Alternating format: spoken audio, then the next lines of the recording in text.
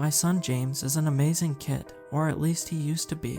He was always so bright and adventurous, constantly letting his own curiosity guide him. I could hardly keep up with him, as he always seemed to be looking for something new and exciting to do. Then something happened that changed my son. If we're being honest, I'm not entirely sure what caused it. It all started about a year after we had moved into our previous home.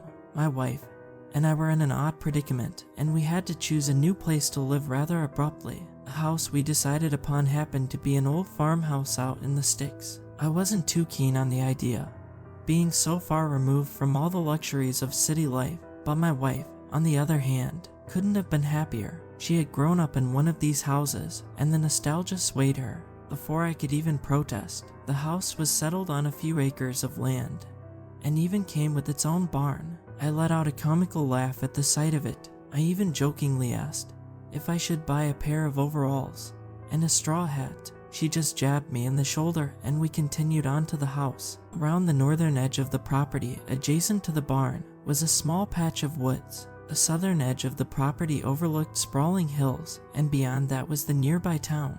I wasn't sure what James would think of his new home. He seemed somewhat upset about moving away from his friends, but he was eager to find and make new ones. Life was progressing normally for our small family. My wife and I both worked on different schedules to allow us to trade off watching our son. I had the weekends off from work, so during that time, that left me in charge. Luckily, James had just turned 10 years old, so he wasn't in desperate need of constant surveillance. There wasn't a whole lot of trouble he could get himself into way out here. He was also very well behaved, which I attribute all of that to my wife. One weekend, after living here for around 10 months, I was busy cleaning out the house. As I was making my rounds throughout the house, I passed by James's room. I noticed his door was ajar. As I approached, I gently pushed it open. I saw James standing at his bedroom window, staring out of it. I spoke to him, asking him what he was looking at, but he didn't respond. I walked over to him, laundry basket in hand, and gently touched him on the shoulder. When I did, it was like he suddenly snapped out of a trance. He turned to look at me, and I asked him if he was all right. With a smile, he told me he was fine, then proceeded to run out of the room, laughing and carrying on. At the time, I didn't think much of it. I thought perhaps he was just daydreaming or lost in thought. Hell, I've done weirder things when I was a kid. However, as the weeks continued, James began staying in his room much more often. He was never the type of kid who enjoyed staying cooped up all day. He wanted to be running around and exploring. But during that time, I could hardly get him to come out of his room. Physically, he seemed to be fine. It was just whenever I'd open his door, I'd find him staring out of his window towards the barn. I had confronted him numerous times about it, but every time he'd respond with not having any idea what I was talking about. I had brought this up with my wife a few times, and she was almost as dismissive as James. She told me that I was just overthinking things, and that, as long as he wasn't hurting himself, he was free to play how he wanted. If that involved staring out of the window, then that was fine with her. After a couple of months of this, I was sitting in the living room watching TV. I'd gotten up to use the bathroom, which was right next to James's room. On my walk back to the living room, I decided to take a peek inside to make sure he was fine. When I pushed open the door, I found the room empty. I called out his name, but there was no response. I walked over to the window and glanced out of it. I saw James outside. He was standing in the middle of the field between the house and the barn. Panic welled within me as I thought something was wrong. I sprinted through the house and out of the front door. I called out as I ran over to him. The closer I got, the more I began to notice just how still James was standing. It was like he was frozen in place. I walked up beside him and rested a hand on his shoulder. Almost instantly, he snapped out of it and turned to face me. I asked him what he was doing, and he just looked around for a few moments before telling me that he didn't know. He had no idea how he had gotten all the way out here. I told him it was fine if he played outside, but he had to let me know first. He apologized, and we both walked back inside. Though as we were walking back to the house, I got the strange feeling that something was staring at me. I glanced back over my shoulder and looked towards the barn, but there was nobody there. Nearly 2.5 weeks after that, something else occurred.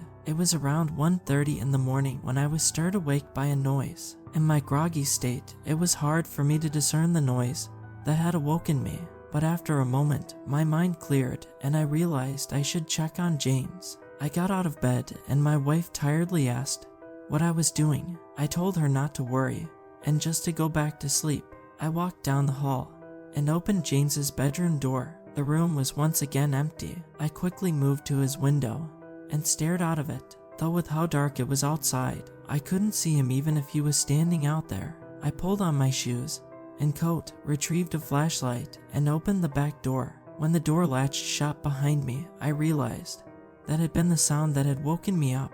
I turned on the flashlight and walked briskly across the field to the barn. Since moving in, we never utilized the barn. We inspected it when we first purchased the house, but it was just your run-of-the-mill empty barn. I never even used it to store anything.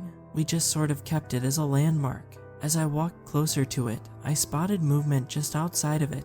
I aimed my flashlight as best I could, and when I did, I saw James entering the large wooden door of the barn. Seeing this, I called out his name and began sprinting towards the structure. Just before I was able to reach him, however, the large wooden door slammed shut in my face. I called out to James once more and attempted to push the door open, but the door wouldn't budge an inch, despite pushing on it as hard as I could.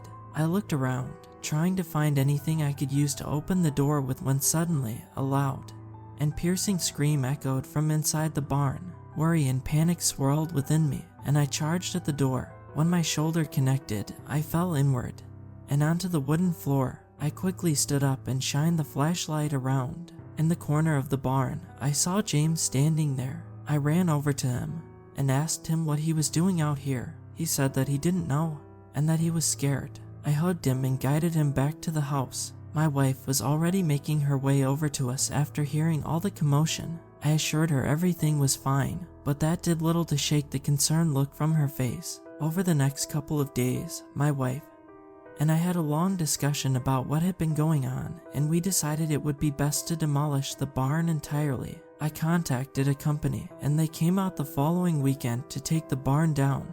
It was a surprisingly painless process overall, and once all was said and done, it felt like a weight had been lifted off of me. However, during this process, James seemed to become lethargic over the whole ordeal.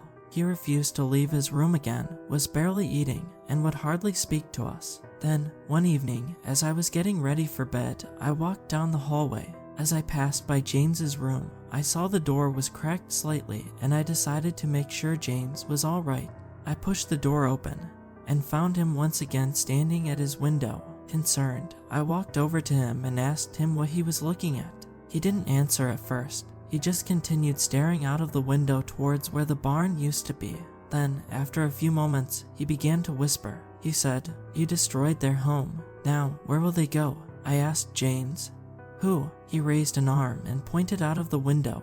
I turned to look, and even though there was barely any light in the sky, I could see the reflection of what appeared to be dozens of eyes staring at me from the tree line. After raising his arm and pointing, James collapsed to the ground. I called my wife, and we immediately took him to the doctor. They ran multiple tests on him but have been unable to find anything wrong with him. They just said he had suffered from a panic attack, but were unsure of the cause. Shortly after that, we moved out of that old farmhouse and into a place much closer to the city. Since then, James has been slowly getting better, but whenever I ask him about the old house and the barn, he seems to have absolutely no memory of ever living there in the first place.